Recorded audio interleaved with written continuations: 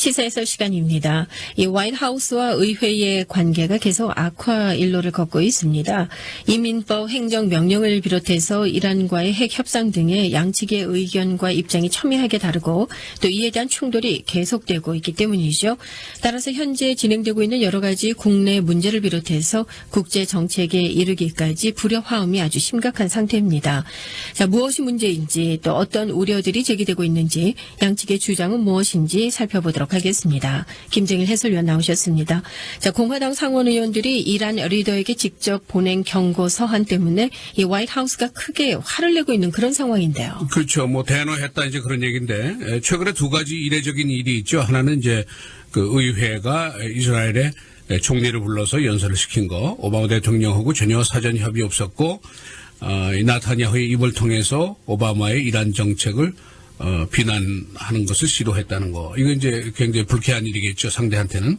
그 다음에 두 번째가 공화당 상원의원 47명이 서명을 했어요. 그래서 이란 리더에게 공개 서한을 보냈는데 그 내용은 지금 그대가 오바마 대통령하고 핵 협상을 하고 협정을 맺는다고 하더라도 차기의 공화당 대통령이 들어서면 우리가 무효화시킬 거야. 그러니까 그게 헛수고 하지 말고 그만두는 게 좋을 거야. 이런 내용이란 말이에요. 네. 그러니까 이달 말에 이제 마감, 그 협상 마감인데 여기다가 이제 미리 재를 뿌린 거죠. 그러니까 이제 뭐 우리가 민주주의가 상권 분립이니까 균형과 견제 그러죠. check and balance 그렇게 얘기하는데 이게 조화를 잘 이루면 좋은데 지금 화이트하우스하고 의회는 이제 아주 최악의 관계로 치닫고 있다 하는 게 이제 대부분의 생각이란 말이에요. 이게 바람직하지 않죠. 우리한테도 이제 이런 것이 많은 영향을 줄 수가 있죠. 이제 두 건 다 이란 핵 문제인데 공화당 쪽에서는 뭐 이란 핵 협상에 이제 완전히 반대하는 거죠. 이란은 위험한 존재고 신뢰할 수 없는 존재다. 그런 거고. 근데 이제 여기 문제가 끝나는 것이 아니라 더 복잡하고 이제 더 깊은 이제 여러 가지 문제들이 제기되는데 제일 먼저 문제가 되는 것이 이제 외교 정책 수립에 대한 미국의 전통이 있는데 그 전통하고 지금 당파적인 정치가 충돌한다. 이런 우려예요. 그러니까 전통적으로 미국이 외국과의 협상을 할 때는 협약을 맺을 때는 대통령의 명예를 지켜준단 말이에요. 그렇죠. 그리고 내부에서는 뭐 갈등이 있더라도 외부로는 one voice, 한 목소리를 내는 게 지금까지 하나의 전통이란 말이에요. 그런데 공화당 상원의원 47명이 그냥 사인을 해서 상대국한테 편지를 보내고 하원 의장이 또 외국 정상을 부르다가 그 얘기를 하고 그러니까 이게 전혀 다른 행태를 보이고 있다. 이게 이제 중요한 문제죠.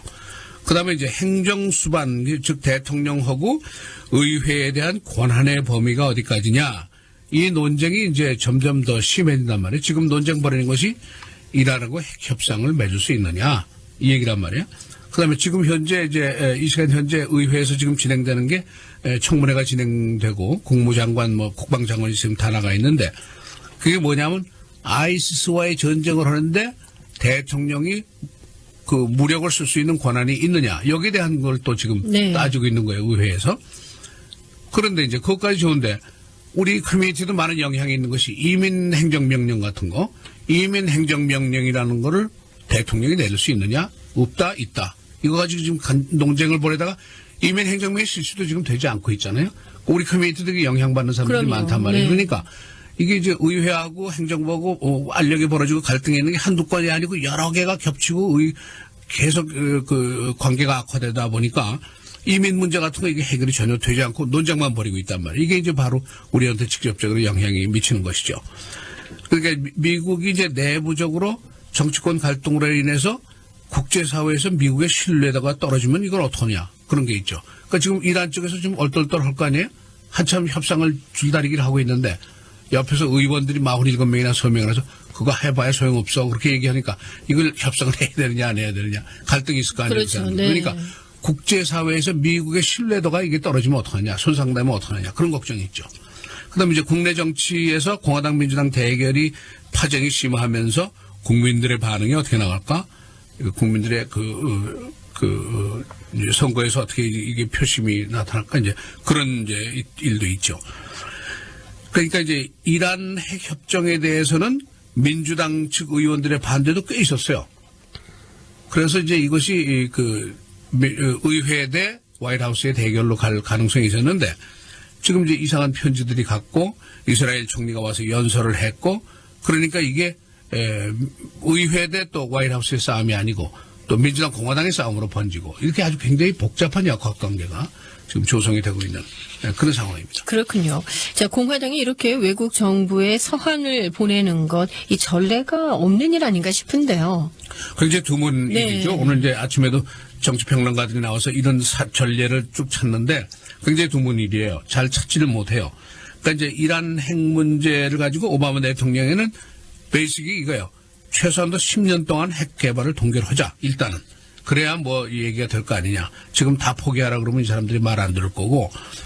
그러니까 이달 말까지만 어떻게 이걸 합의해보자. 이건데 공화당 쪽에서는 22개월 이후에 무효화한다. 그러니까 오바마 대통령 임기가 끝나면은 공화당 대통령이 들어설 거고 그렇게 되면은 이걸 무효화해 버린다. 이런 생각을 오픈 레터에다가 담아가지고 이란 지도자에게 경고를 하면서 사전에 찬물을 끼얹었단 말이에요. 그러니까 이게 이제 문제가 되는 거죠. 화가 나는 거죠. 그렇죠. 그러니까 이제 외국과의 국제 협약을 맺는 방법이 두 가지예요. 대통령이 executive agreement라고 그래가지고 대통령이 합의를 하는 게 하나가 있고 두 번째는 의회가 비준하는 게 있어요. 의회가 전부 다 비준하는 게 아니에요. 오히려 1930년 이후에 여러 그 협약들을 보면은 94%에 달하는 국제 협약이 대통령 합의에 의해서 성립이 된 거예요. 6%만이 의회의 비준을 통해서 한 거예요. 3분의 2 표가 있어야죠. 그렇지만은 테크니컬리 기술적으로는 의회가 대통령이 맺은 국제 협약을 무효화할 수 있는 그런 가능성이 있다는 거죠. 그러니까 지금 민주당 쪽에서는 지금까지 전례 없는 사건들이 계속 벌어지고 있는데 이렇게 되면은 대외 정책을 수행하는데 미국의 단합된 모습을 과시할 수 없지 않느냐. 국제사회에서 신뢰가 깨질 거 아니냐. 그런 이제 주장이죠. 네. 그러나 공화당 측에서는 천만의 말씀이다. 지금 위험한 협상을 하는 게 아니냐. 나쁜 딜을 하는 게 아니냐. 근데 우리가 국민들의 대표 아니냐. 국민들이 뽑아서 우리를 보내줬는데 우리가 그럼 사이드라인에 멍하니 앉아서 대통령 하고 있는 걸 쳐다만 보라는 얘기냐. 넘버 2. 여론조사를 해보니까 71%, 71%에 해당하는 국민들이 이란과의 협상에 대해서 굉장히 부정적인 생각을 가지고 있다는 게 나타났단 말이에요. 그러면 국민들의 의사가 이렇고 우리가 국민의 대표인데 우리가 어떻게 가만히 있느냐. 우리가 찬물을 끼얹을 수 있으면 끼얹어야지. 이제 그런 네. 논리를 이제 피고 있는 거예요. 근데 이제 이란의 반응이 어떠냐. 이것도 중요하잖아요. 이제 뭐 협상 기간이 며칠 남지 않았는데 처음에는 이게 법적인 영향력도 없고 일종의 프로파간다다. 정치적인 선전이다. 이렇게 아주 가볍게 능수를 했어요. 그 다음 날은, 이란의 지도부에서, 정치권에서 이게 쉽게 무시할 수 없는 조치가 아니겠느냐? 그렇게 또 반응을 했어요. 그러니까 확실하게 지금 이란의 그 협상 대표단들이 거북한 거예요. 근데 이거 불안하고, 이거 뭐 해도 되는 거냐, 안 되는 거냐? 이제 그런 반응을 보이고 있죠. 그러니까 이제 화이트하우스하고 민주당 측에서는 그야말로 노발 대화를 하는 거죠. 그러니까 네타냐후를 불러가지고 의사당에서 그러더니 그것도 모자라서 우리가 지금 이걸 수년 동안 공을 들이는데 이 협상에 여기다 미리 재를 뿌리면 되겠느냐 이렇게 하고 나오는 거죠. 이게 이제 화가 네. 났죠. 그런데 이게 복잡한 거예요. 이란 핵 협상에 지금 미국하고 이란하고 1대1로 쌍방 협상하는 게 아니란 말이에요. 5개국이 또 있잖아요. 그렇죠. 예, 국제 영국, 프랑스, 러시아 다 있으니까. 만약 6자국들이 다 서명을 하면 그다음에 어떻게 될 거예요? 효력이 정지되느냐, 계속이 있느냐. 또 이 협의사항을 유엔으로 가져간다는 아이디어가 있어요. 유엔으로 가져서 유엔 안보리에 가서 이게 유엔 레졸루션으로 해결합시다. 유엔에서 감독을 하고 이게 잘 이행되는지 이걸 합시다. 그래서 유엔 안보리 협의사항으로 갈 수도 있단 말이에요. 그렇게 될 경우에 공화당 대통령이 들어서 이걸 파괴할 수 있느냐? 그것도 또 문제가 아니에요. 그렇겠죠. 그렇죠. 네. 국제적으로 더 크게 나가니까. 그러니까 여하튼 지금 공화당이 아주 작심을 하고 오바마 대통령을 공경에 빠뜨리기 위한 작전을 이제 계속하고 있는데 이게 이제 국민들의 눈에 과연 어떻게 비치게 될 것인가. 이렇게 계속하는데 지금 아이시스 건 그렇지, 이민 행정명령 관계 그렇지, 이란 관계 그렇지, 모든 게 지금 브레이크를 걸고 있는데 나중에 이게 백파이어가 되는 게 아닐까?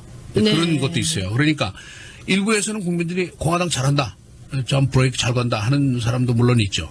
또 반대쪽에서 너무 심한 거 아니야? 국제적으로 이게 무슨 망신이냐? 또 그런 상황도 있단 말이에요. 그러니까 이게 2016년도 선거에도 어느 정도 큰 작용을 하지 않겠느냐 그런 예상도 나오고 있죠. 그렇습니다. 뭐 국내 문제가 그렇다 쳐도 말이죠. 말씀해 주신 것처럼 한 목소리를 내야 하는 그런 원칙이 있는 미국의 대외 정책인데 지금 이렇게 다른 목소리를 내고 있습니다. 이에 대해서 국민들이 어떻게 생각할지 이제 두고 봐야 되겠죠. 자, 그렇다면 의회가 지금 추진하고 있는 실질적인 법안은 어떤 것들이고 또 그 내용은 어떻습니까? 그 비일이 두 개입니다. 그러니까 뭐 간단하죠. 하나는 이제 이란에 대해서 경제 봉쇄를 우리가 강화한다. 이걸 이제 의회가 결정하는 거예요. 행정부에서는 안 하니까.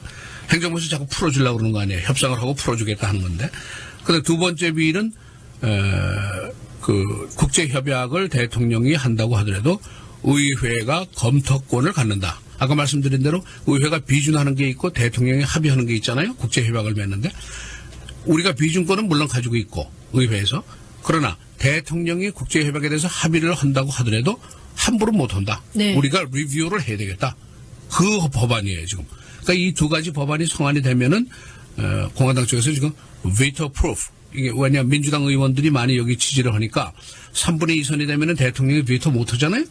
그러니까 그렇게 될 것이다 생각을 했는데 상황이 좀 바뀌었죠. 공화당 상원의원 47명이 그냥 이란에 서한을 보내고 사인을 하고 찬물을 끼얹고 하니까 민주당 의원 쪽에서 화가 났단 말이에요. 그래가지고 그 법안 지지하지 않겠다. 그렇게 되면 비토선이 안 되죠. 3분의 2선이 안 되죠. 공화당만 가지고는 이게 안 된단 말이에요. 그러니까 양당 간의 그런 다른 여러 가지 이슈들 아까 이민 문제라든가 이런 게 대한 협조 관계가 심각하게 지금 훼손이 되고 있다. 이게 이제 정작 네. 중요한 문제죠. 조 바이든 부통령이 이제 뭐 아시는 대로 한 30년 넘게 상원의원 했고 상원의원의 외교 분과위원장 이제 했고 그런데 이 부통령이 이제 한마디 했어요. 200년 된 미국의 전통이 깨지는 거다. 장래 미국의 대통령의 권한이라든가 능력을 이게 크게 저하하는 것이고 미국에 대한 국제 신뢰도를 심각하게 훼손한 것이다. 이렇게 아주 비판을 크게 했고 이런 조치 때문에 미국이 안전하지도 않고 강하게 되지도 않을 것이다. 이제 이런 얘기를 했어요. 여기에 대해서 이제 공화당 측에서는 헤이 이게 bad deal 아니냐. bad deal을 막는 게 의회의 의무고 우리의 의무고 의회가 권한 내의 모든 수단을 동원해서 위험한 핵 협상을 저지하는 것이 우리의 임무다. 이런 또 반론을 피고 있는 거예요. 그런데도 재밌는 것은 진보 성향의 이제 언론이 하나 있는데 뉴욕 데일리 뉴스라는 신문인데 여기서 그 편지를 쓴 공화당 47명 상원의원한테 공박을 하면서 신문의 제목을 뭐라고 뽑았냐 하면은 traitors 이렇게 뽑았어요. 배신자들이요 이렇게 뽑았단 말이에요. 그러니까 그렇습니까? 네. 그만큼 진보 쪽에서는 굉장히 이게 싫고 화가 나는 거예요. 그래서 공격을 했는데 또 한 칼럼에서는 이 사람들이 진보적인 칼럼니스트인데 공화당 상원이 지금 정부를 전복을 하려고 그러는 건 아니겠지만은 공화당 합중국을 만들려고 그러는 거 아니야? 존 베너 하원 의장이 아니고 이 사람이 프라임 미니스터 아니야? 총리 아니야? 이런 식으로 막 비꼰단 말이에요. 그만큼 이 진보 쪽에 이제 굉장히 많이 업셋하고 있는 거죠.